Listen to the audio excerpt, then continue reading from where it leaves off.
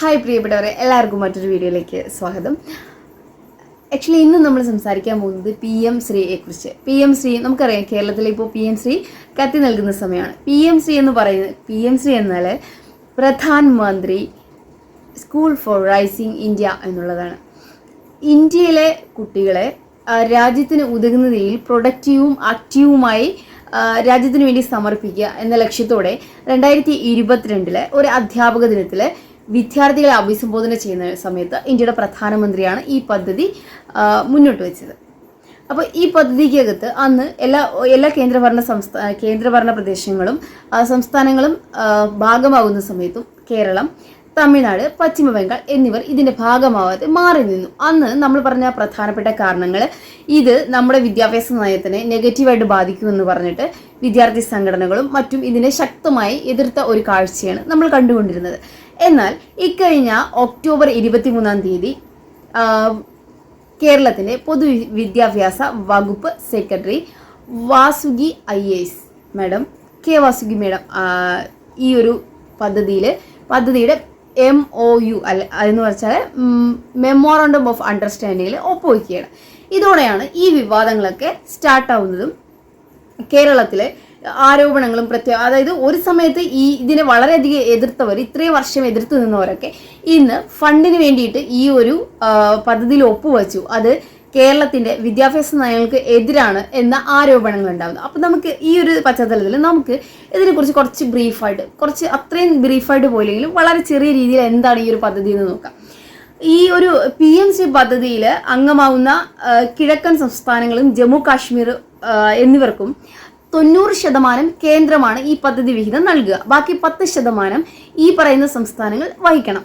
ഇതേ സമയത്ത് നിയമസഭകളില്ലാത്ത കേന്ദ്രഭരണ പ്രദേശങ്ങളിലാണെങ്കിൽ 100% കേന്ദ്ര സർക്കാർ തന്നെയായിരിക്കും ഈ പദ്ധതിക്ക് വേണ്ടി ഫണ്ട് വകയിരുത്തുക.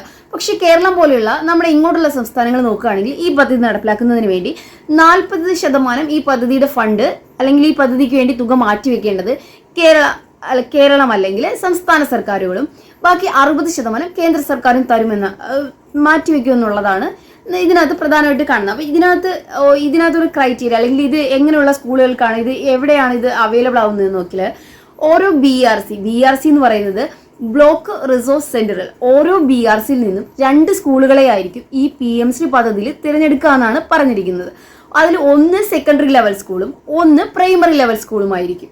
അങ്ങനെയാണെങ്കിൽ ഇപ്പോൾ കേരളത്തിൻ്റെ ഒരു അവസ്ഥ നോക്കുകയാണെങ്കിൽ നമുക്ക് 168ഓളം BRCകളുണ്ട്. അപ്പോൾ അതിൽ നിന്ന് 300-ലധികം സ്കൂളുകൾക്കാണ് ഈ ഒരു പ്രയോജനം ലഭിക്കാൻ പോകുന്നത്. ഈ സ്കൂളിൻ്റെ അത് നമ്മൾ കുറച്ച് ക്രൈറ്റീരിയാസ് അല്ലെങ്കിൽ ഇതിൻ്റെ ഭാഗമാകുന്ന സ്കൂളുകൾക്ക് കുറേ മാനദണ്ഡങ്ങൾ അവർ വെച്ചിട്ടുള്ളതിൽ ഏറ്റവും പ്രധാനമായിട്ട് പറയുന്നത് ആ സ്കൂളുകൾക്ക് ഒരു സ്മാർട്ട് ക്ലാസ് റൂം ഉണ്ടാവണമെന്നതാണ്. അതുപോലെ തന്നെ ഡിജിറ്റലായിട്ടുള്ള ലൈബ്രറി, ഡിജിറ്റലായിട്ടുള്ള ലബോറട്ടറി,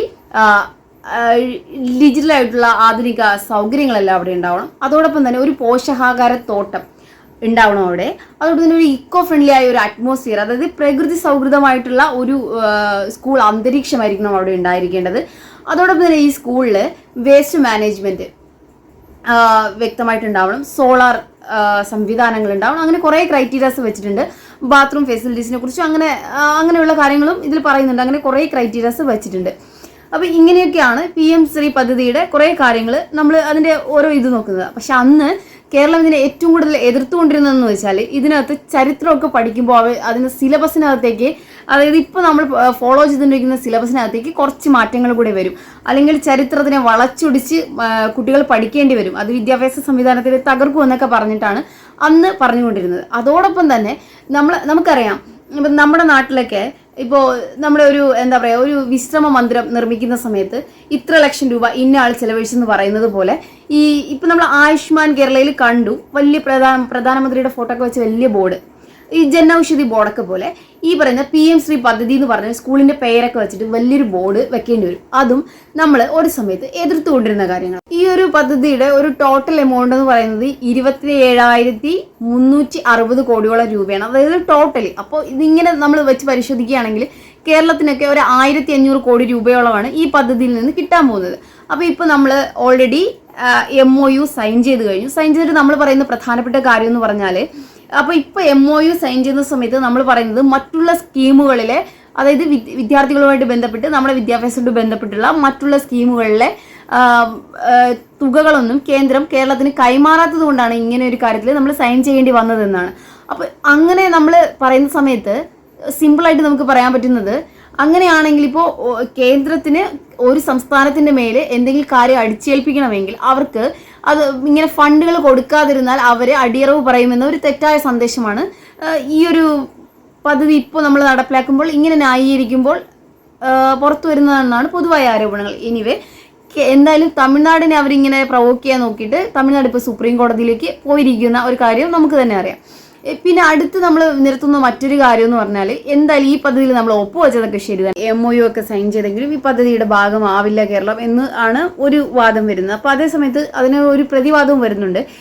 SQAF എന്ന് പറയുന്ന ഒരു സംവിധാനം ഓരോ സ്കൂളിൽ ഏർപ്പെടുത്തും അത്രേ. ഈ പറയുന്ന PMശ്രീയുടെ പദ്ധതിയിൽ ഭാഗമായിട്ടുള്ള സ്കൂളുകളിലൊക്കെ SQAF എന്ന് പറയുന്ന, അതായത് school quality assessment frame work എന്ന് പറഞ്ഞിട്ട് ഒരു സംവിധാനം ഉണ്ടാക്കുകയും അതിനകത്ത് ഈ സ്കൂളുകളിൽ നമ്മൾ ഈ കാണുന്ന ഈ കാര്യങ്ങളൊക്കെ നടത്തിയതിനു ശേഷം മാത്രമേ ഫണ്ട് കേന്ദ്രം കൊടുക്കത്തുള്ളൂ എന്ന് പറയുന്ന ഒരു ഇതും ഇതിനകത്ത് നൽകുന്നുണ്ട്. എന്തായാലും കേരളത്തിൻ്റെ വിദ്യാഭ്യാസ നയങ്ങളൊക്കെ, അല്ലെങ്കിൽ കേരളത്തിൻ്റെ നമ്മൾ വിദ്യാഭ്യാസ മേഖലയിലൊക്കെ വളരെ മുന്നിട്ട് നിൽക്കുന്ന, അല്ലെങ്കിൽ നമ്പർ 1 ലിറ്ററസി കേരളം എന്ന് പറയുന്ന ഒരു രീതിയിൽ നമ്മൾ അത്രയും ഉയർന്നു നിൽക്കുന്ന സമയത്ത് ഇങ്ങനൊരു ഇതിലേക്ക് വച്ചത് അത് ഏത് രീതിയിലാണ് അതൊരു സമൂഹത്തിൽ പ്രതിഫലിച്ചിട്ടുള്ളതെന്ന് വരുന്ന ഇലക്ഷനിൽ നമുക്ക് തീർച്ചയായിട്ടും അറിയാൻ പറ്റും. എന്തായാലും ഇപ്പോഴും ഇതുമായിട്ട് ബന്ധപ്പെട്ട് കുറച്ചൊക്കെ വിവാദങ്ങളൊക്കെ നടക്കുമ്പോൾ തന്നെ അതെന്തായാലും കേരളത്തിൻ്റെ വിദ്യാഭ്യാസ മേഖലയ്ക്ക്, പ്രത്യേകിച്ച് കേരളത്തിൻ്റെ വിദ്യാഭ്യാസ മേഖലയ്ക്ക് നേട്ടങ്ങൾ ഈ ഒരു പദ്ധതി വളരെ പോസിറ്റീവായ നേട്ടങ്ങൾ മാത്രം കൊണ്ടുവരട്ടെ എന്ന് ആശംസിച്ചുകൊണ്ട് സൈനിങ് ഓഫ്. Thank you.